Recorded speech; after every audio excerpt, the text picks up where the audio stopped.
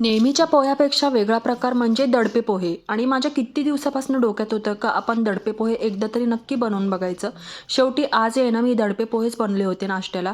त्यासाठी आहे ना थोडेसे पोहे घेतले होते आणि ते ताकामध्ये आहे ना छान असे भिजवून ठेवले. अगदी 5 मिनिटामध्ये आहे ना पोहे छान असे भिजले जातात. आता आहे ना हे सगळे पोहे आहे ना मी दुसऱ्या भांड्यात काढून घेतलं.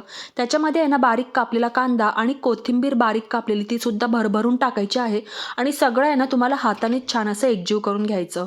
आता आहे ना इथे तडका पॅनमध्ये मी 1.5 चमचे तेल घेतलं होतं. त्याच्यामध्ये आहे ना सगळ्यात आधी थोडेसे शेंगदाणे टाकून छान असे आहे ना तळून घेतले आणि हे तळलेले शेंगदाणे पोह्यावरती टाकले. शेवटचा त्याच तेलामध्ये आपल्याला तडका द्यायचा आहे मोहरी, कढीपत्ता आणि हिरवी मिरचीचा आणि तडका देताना थोडंसं मीठसुद्धा टाकायचं.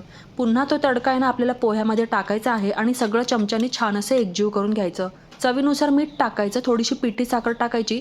आता मात्र आहे ना तुम्हाला हे हाताने छान असं एकजीव करून घ्यायचं आहे कारण की तडका आणि मीठ सगळं पोह्याला छान असं लागेल. आता ही शेवटची कृती आहे ना ऑप्शनल आहे. ते म्हणजे मी इथे पापड छान असे भाजून घेतले आणि ते सुद्धा आहे ना छान असा चुरा करून पोह्यामध्ये टाकला. आता मात्र तुम्हाला चमच्याने सगळं छान असं एकजीव करून घ्यायचं. तर बघू शकता किती सोप्या पद्धतीने आणि पटकन असे हे दडपे पोहे तयार झालेले आहेत. नाश्त्याची प्लेट तयार करायला घेतच आहे. या तुम्ही पण नाश्ता करायला आणि कधीतरी आहे ना नेहमीच्या पोह्यापेक्षा हे दडपे पोहे नक्की ट्राय करून बघा. तुम्हाला जर व्हिडिओ आवडला असेल तर लाईक करायला विसरू नका.